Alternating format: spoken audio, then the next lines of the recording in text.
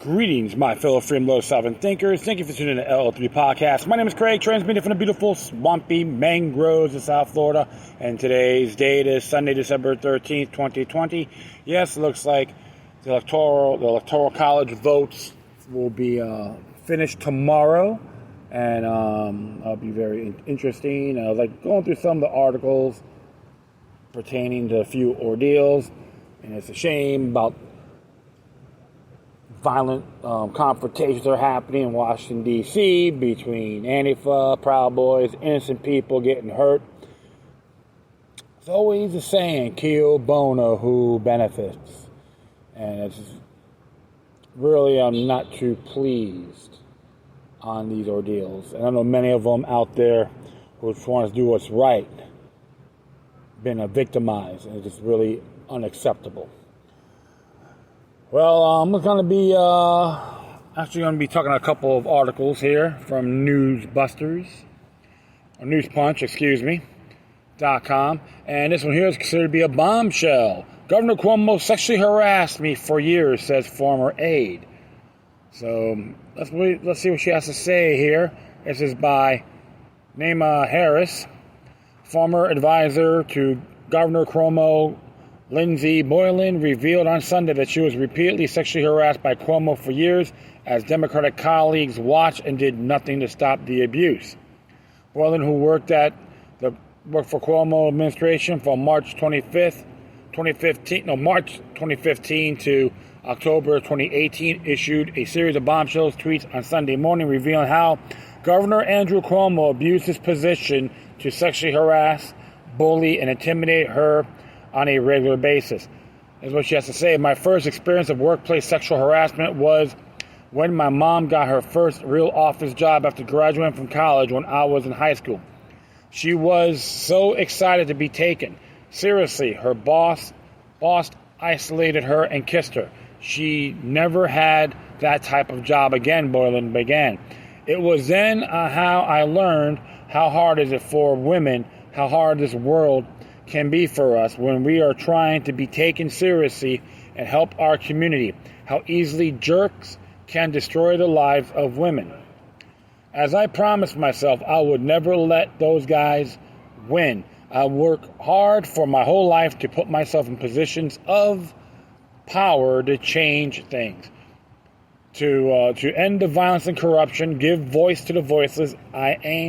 I am not stopping. I refuse. I will never give up, she continued. She added the following bombshell statement. Yes, at NY Gov Cuomo sexually harassed me for years. Many saw and watched. I could never anticipate what to expect.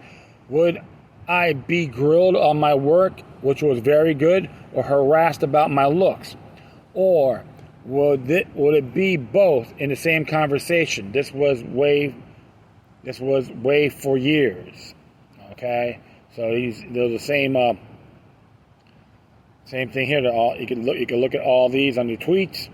Boylan claims that despite the ongoing sexual harassment from Cuomo, nobody worked for his administration did anything to stop it. And it says it right here. Yep, exactly. And so it's not, and of course, right here and below here, not knowing what to expect, what the most upsetting part aside from knowing that no one would do a damn thing even when they saw it. No one. And I know I'm not the only woman. Boylan's revelations come just 1 week after she revealed that the governor's office was the most toxic team and environment she ever experienced. NewYorkPost.com reports before Boylan was appointed as Deputy Secretary for Economic Development and Special Advisor to Cuomo in March 2018. She served as the Chief of Staff and Executive Vice President at the Empire State Development, the state's economic development agency. Boylan charged that she wasn't the only one who allegedly had been afflicted by the governor. Seriously, the messages and texts I received when I speak the truth about this is a whole book of people who have been harmed, she tweeted. Don't be surprised that this is the name of a small group of white people sitting alongside him at every presser. The same group that he has had by him the whole time doing his dirty work. If you're not one of those handful, your life working for him is endlessly dispiriting, Boylan wrote. Boylan suggested that she's still in therapy for her experiences working for Cuomo's office. I tried to quit 3 times before it stuck. I've worked hard in my whole life, hustled, fake it till you make it style, she said. That environment is beyond toxic. I'm still unwrapping it years later in therapy. Boylan continued, I am a privileged person. I could opt out and eventually did. I shudder to think what happens to others. It pisses me off so much. Yes, I did not sign whatever they told me to sign when I left. Nope, she said. Boylan doubled down her claims Monday. I stand by what I said, and what I said speaks not only my story, but countless others, predominantly women I've interacted with or heard from over the years, she told the Post. Boylan is among Democrats running for Manhattan Borough President in the upcoming 2021 election.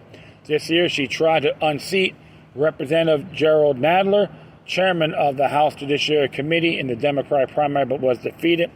Cuomo's office did not immediately respond to a request for comment by the Post on Monday regarding Boylan's remarks. There's a real strong claim on these things. And it's like, wow. So something you have to question, strong accusations. Okay? And don't get me wrong, Governor Cuomo is one corrupt prick. Okay? I'm saying it bluntly. But he is one corrupt man. Just like his father. Okay? They all think they're all hot shots or king of the hill.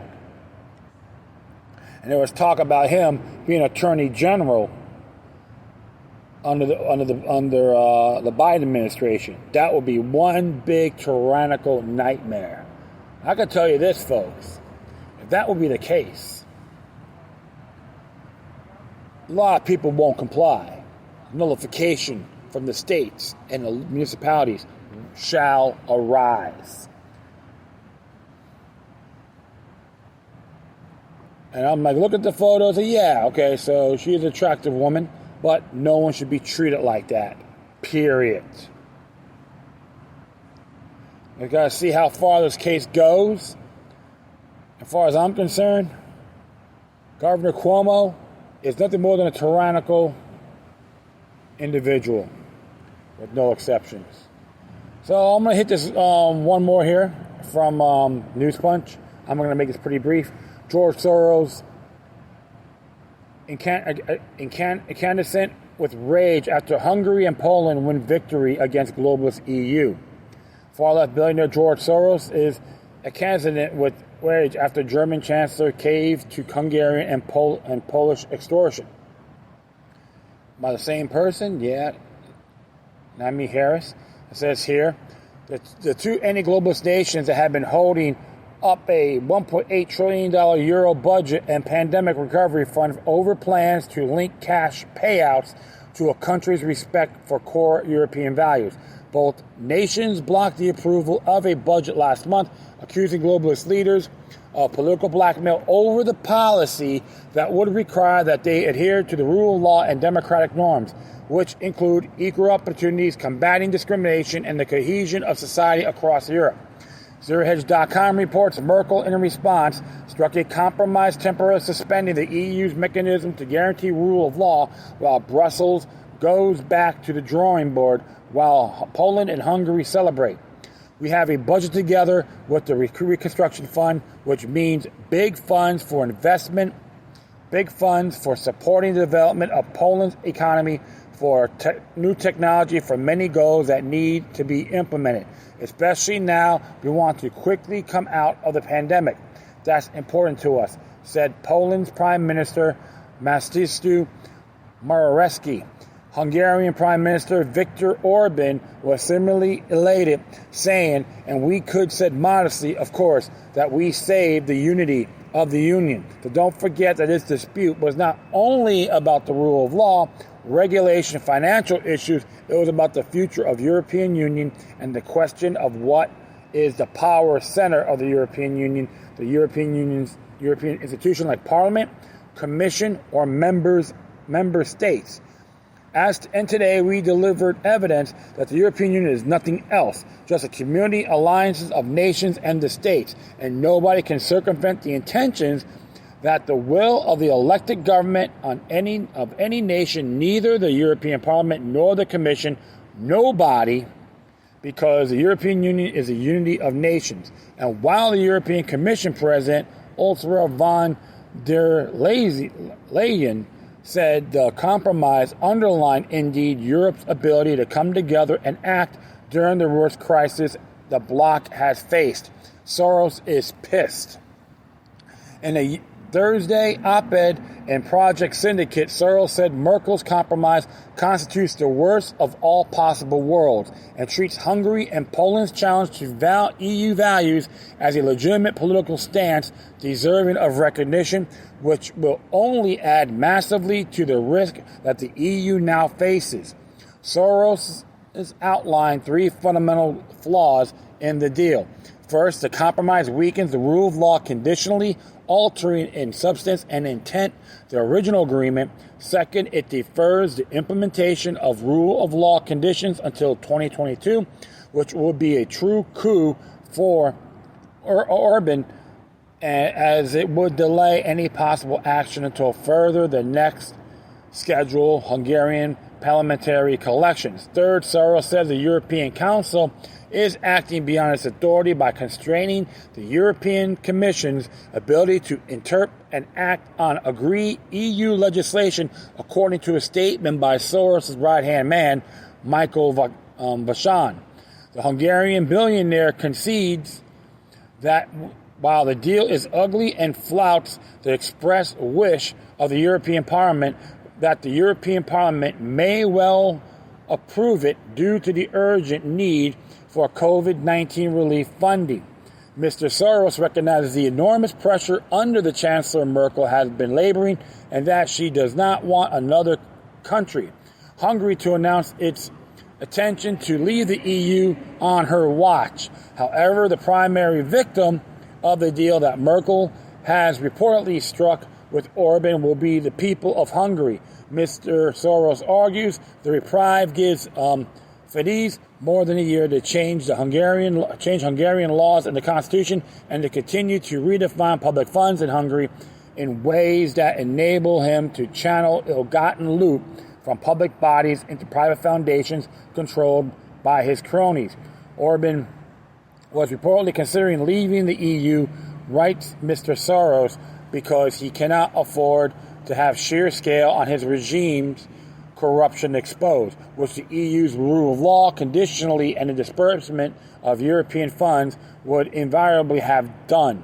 According to Mr. Soros, Orban has stolen the misappropriated vast funds during his decade in power, including EU funds that should have gone to benefit the Hungarian people. He cannot afford to have practical limit imposed on his personal political corruption, because the illicit proceeds are the grease that keeps the wheel of his regime running smoothly and his cronies in line, Michael Vashon.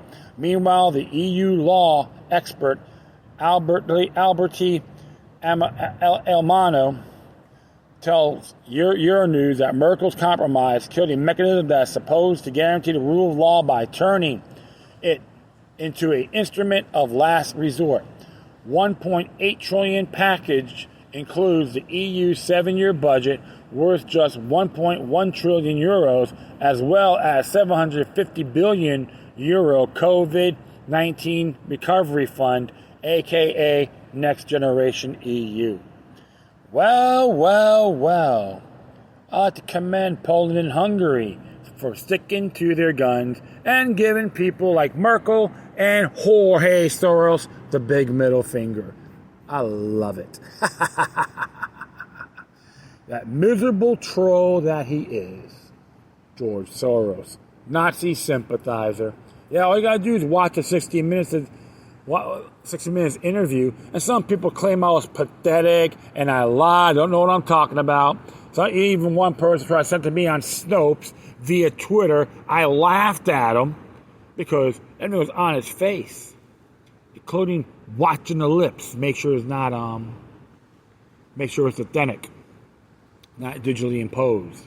So, hey, welcome to Blowback, EU, George Soros, and the Club of Rome.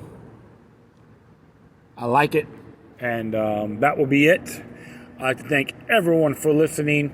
Plus, feel free to download and share this about your social media networks. If you have any questions, comments, or something interesting you want to check out, whatever you do, please send your correspondence with decorum. Furthermore, I'll leave the footnotes of this article on my Spreaker articles on my Spreaker page. If you want to send some, if you want to contact me, you can hit me at LokiLuck3@gmail.com or LokiLuckNumbers03@protonmail.com. If you want to do donations, that'd be great. Support newspunch.com, or you're going to send me some love. PayPal.me/LokiLuck3. Once again, thank you for your time. Please always remember that demoniac resistance is healthy for the soul and can liberate humanity. Until next time, take care of yourselves. Keep on spreading the love. And may your guardian spirits be with you.